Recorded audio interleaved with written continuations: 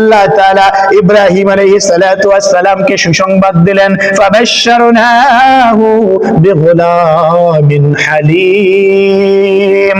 আমার আল্লাহ তাআলা জিবরাইলকে বললেন, জিবরাইল তুমি যাও আমার খলিল ইব্রাহিমকে গিয়ে বলো আমি আল্লাহ তাআলা তাকে একটা নেককার সন্তানের সুসংবাদ দিলাম, একটা ধৈর্যশীল সন্তানের, একটা উত্তম সন্তানের সুসংবাদ দিলাম। আমার ইব্রাহিমকে গিয়ে তুমি সুসংবাদটা দিয়ে দাও। ইব্রাহিম আলাইহিস সালাতু ওয়াস সালাম আল্লাহর কাছে দোয়া করতেছেন বারবার, আল্লাহ তুমি আমাকে একটা নেককার সন্তান দাও।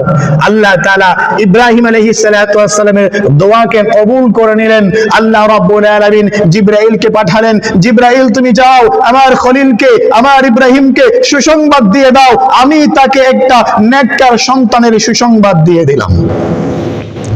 জিবরাইল আলাইহিস সালাতু ওয়াস সালাম ইব্রাহিম আলাইহিস সালাতু ওয়াস সালামের কাছে আসলেন, হে আল্লাহ পাকের খলিল, আল্লাহর পয়গম্বর ইব্রাহিম, আল্লাহ তাআলা আমাকে পাঠিয়েছেন আপনার কাছে একটা সুসংবাদ পৌঁছিয়ে দিতে। ইব্রাহিম আলাইহিস সালাতু ওয়াস সালাম জিবরাইলকে বললেন, ভাই জিবরাইল, কোন সুসংবাদ তুমি আল্লাহর কাছ থেকে নিয়ে এসেছো? জিবরাইল আলাইহিস সালাতু ওয়াস সালাম ইব্রাহিম আলাইহিস সালাতু ওয়াস সালামকে বলতেছেন, আল্লাহর পয়গম্বর, আমার আল্লাহ আমাকে পাঠিয়েছেন আপনার কাছে একটা সুসংবাদ দিতে। সেই সুসংবাদটা হলো আল্লাহ তাআলা বলেছেন আপনাকে আল্লাহ তাআলা একটা উত্তম সন্তান দেবেন। ইব্রাহিম আলাইহিস সালাতু ওয়াস সালাম আনন্দে কেঁদে ফেললেন, খুশিতে চোখ দিয়ে পানি চলে আসলো। মাঝে মধ্যে এমন তো আমাদের হয়, আমরা আনন্দে কান্না করে ফেলি, আনন্দে আমাদের চোখ দিয়ে পানি চলে আসে। কোন খুশির সংবাদ শুনলে আমরাও কেঁদে দেই, এটাকে বলা হয় আনন্দাশ্রু। আনন্দে খুশিতে, অতি আনন্দে খুশিতে মানুষের চোখ দিয়ে পানি চলে আসে। দুই কারণে মানুষের চোখ দিয়ে পানি চলে আসে।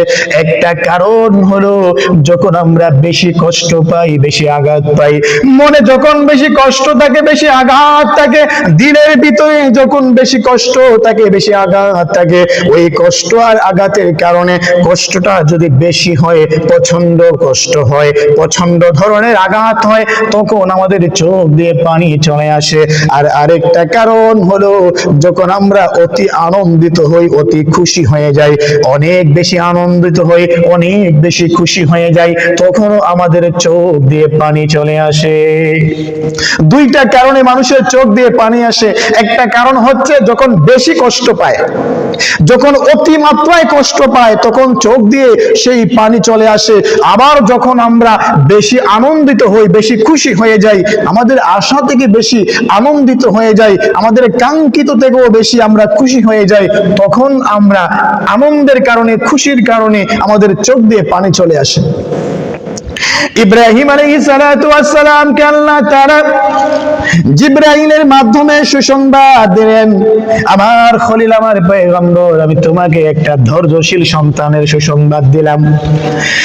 আল্লাহর পয়গম্বর ইব্রাহিম আলাইহিস সালাতু ওয়াস সালাম সুসংবাদটা শুনে কান্না করে দিলেন, চোখ দিয়ে পানি চলে আসলো। আল্লাহ রাব্বুল আলামিনের পয়গম্বর ইব্রাহিম আলাইহিস সালাতু ওয়াস সালাম শুকরিয়া আদায় করলেন। আল্লাহ পাকের শুকরিয়া আদায়ের জন্য সিজদায় পড়ে গেলেন। ফালিল্লাহিল হামদ, সমস্ত প্রশংসা আল্লাহ তাআলার জন্য। ইব্রাহিম আলাইহিস সালাতু ওয়াস সালাম সিজদায় পড়ে আল্লাহ তাআলার কাছে কান্না করলেন, চোখের পানি ফেলে ফেলে আল্লাহ তাআলার কাছে দোয়া করলেন, আল্লাহ তুমি আমার ডাক শুনেছো, আমাকে তুমি একটা পুত্র সন্তানের সুসংবাদ দিয়েছো, ধৈর্যশীল সন্তানের সুসংবাদ দিয়েছো। আল্লাহ সমস্ত প্রশংসা তোমার জন্য, সমস্ত শুকরিয়া তোমার জন্য, সমস্ত হামদ তোমার জন্য, সমস্ত সানা তোমার জন্য। আল্লাহুম্মা লাকাল হামদু কুল্লুহু, আল্লাহুম্মা লাকাশ শুকরু কুল্লুহু, আল্লাহুম্মা লাকাস সানাউ কুল্লুহু। ইব্রাহিম আলাইহিস সালাতু ওয়াস সালাম আনন্দে কেঁদে ফেললেন, আল্লাহ পাকের শুকরিয়া আদায়ের জন্য সিজদায় পড়ে গেলেন। এখান থেকে আমরা একটা শিক্ষা পাই, যখন আমরাও আল্লাহ তাআলার কাছে কোনো কিছু চাইবো আর আল্লাহ তাআলা আমাদেরকে সেটা দেবেন, আমাদের দায়িত্ব, আমাদের কর্তব্য হলো আমরাও আল্লাহ পাকের শুকরিয়া আদায় করব সিজদায়। সিজদার মাধ্যমে আমরা শুকরিয়া আদায় করব, আল্লাহ পাকের হামদ প্রশংসা আদায় করব। আল্লাহ তাআলা যে আমাদের আমাদের চাওয়া আমাদের পাওয়া গুলোকে পূরণ করে দিয়েছেন। ইব্রাহিম আলাইহিস সালাতু ওয়াস সালাম আনন্দে কেঁদে ফেললেন, আল্লাহর শুকরিয়া আদায় করলেন। আল্লাহ তাআলা ইব্রাহিমকে সুসংবাদ দিলেন, ইব্রাহিম আমি তোমাকে একটা ধৈর্যশীল সন্তানের সুসংবাদ দিচ্ছি। ইব্রাহিম আলাইহিস সালাতু ওয়াস সালামের দ্বিতীয় স্ত্রী হাজরা আলাইহিস সালাতু ওয়াস সালামের ঘরে জন্মগ্রহণ করলেন আমাদের সকলের প্রিয় জবিহুল্লাহ ইব্রাহিম আলাইহিস সালাতু ওয়াস সালামের ছেলে জবিহুল্লাহ হযরত ইসমাঈল আলাইহিস সালাতু ওয়াস সালাম, যাকে বলা হয় জবিহুল্লাহ। ইব্রাহিম খলিলুল্লাহ, তার ছেলে ইসমাঈল হচ্ছে জবিহুল্লাহ। আল্লাহ রাব্বুল আলামিন ইসমাঈল আলাইহিস সালাতু ওয়াস সালামকে পৃথিবীতে জন্ম দিলেন। সারা আলাইহিস সালাতু ওয়াস সালামকে প্রথম বিয়ে করেছিলেন। সারা আলাইহিস সালাতু ওয়াস সালামের ঘরে কোনো সন্তান নাই। ইব্রাহিম আলাইহিস সালাতু ওয়াস সালাম দ্বিতীয় বিয়ে করলেন হাজরা আলাইহিস সালাতু ওয়াস সালামকে, তার ঘরে আল্লাহ তাআলা একটা ফুটফুটে সন্তান পাঠালেন হযরত ইসমাঈল আলাইহিস সালাতু ওয়াস সালামকে। ইসমাঈল আলাইহিস সালাতু ওয়াস সালাম জন্মের 10 থেকে 12 বছর পরে, কেউ কেউ বলেছেন 8 থেকে 10 বছর পরে সারা আলাইহিস সালাতু ওয়াস সালামের ঘরে একটা পুত্র সন্তান জন্মগ্রহণ করলো। ওই পুত্র সন্তানের নাম হলো ইসহাক আলাইহিস সালাতু ওয়াস সালাম। ইব্রাহিম আলাইহিস সালাতু ওয়াস সালাম দুইটা বিয়ে করলেন, সারা আলাইহিস সালাতু ওয়াস সালামকে, হাজরা আলাইহিস সালাতু ওয়াস সালামকে। সারা আলাইহিস সালাতু ওয়াস সালামের ঘরে একটা পুত্র সন্তান জন্ম নিল হযরত ইসহাক আলাইহিস সালাতু ওয়াস সালাম। হাজরা আলাইহিস সালাতু ওয়াস সালামের ঘরে আরেকটা পুত্র সন্তান জন্ম নিল হযরত ইসমাঈল আলাইহিস সালাতু ওয়াস সালাম। ইসমাঈল আলাইহিস সালাতু ওয়াস সালাম হচ্ছেন বড় আর ইসহাক আলাইহিস সালাতু ওয়াস সালাম হচ্ছেন ছোট। ইব্রাহিম আলাইহিস সালাতু ওয়াস সালামের দুই বিবির ঘরে দুইটা পুত্র সন্তান আল্লাহ পাক দান করলেন।